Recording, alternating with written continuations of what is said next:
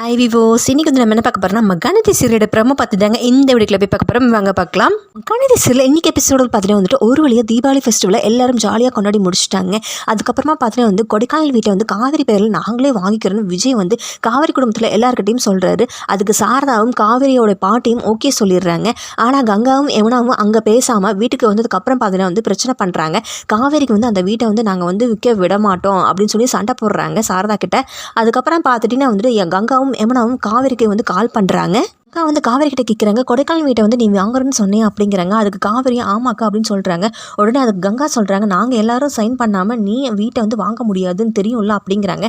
அதுக்கு காவேரி சொல்கிறாங்க, என்ன மிரட்டுறியாக்கா அப்படிங்கிறாங்க.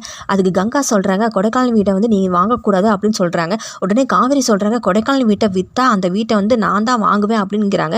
கங்கா சொல்கிறாங்க, அந்த கொடைக்கானல் வீட்டை வந்து விற்போம், ஆனால் வந்து உனக்கு மட்டும் விற்க மாட்டோம் அப்படிங்கிறாங்க. அதுக்கு காவேரி சொல்கிறாங்க, பார்க்கலாம்க்கா அப்படிங்கிறாங்க. ஸோ காவேரி அந்த வீட்டை வாங்குவாங்களா இல்லையான்னு தெரியல. அது வெயிட் பண்ணி அடுத்த எபிசோடில் அதை பார்க்கலாம். இது போல் மேலும் வீடியோக்களை பார்க்க மறக்காமல் லைக் பண்ணுங்கள், சப்ஸ்கிரைப் பண்ணுங்கள். நன்றி, வணக்கம்.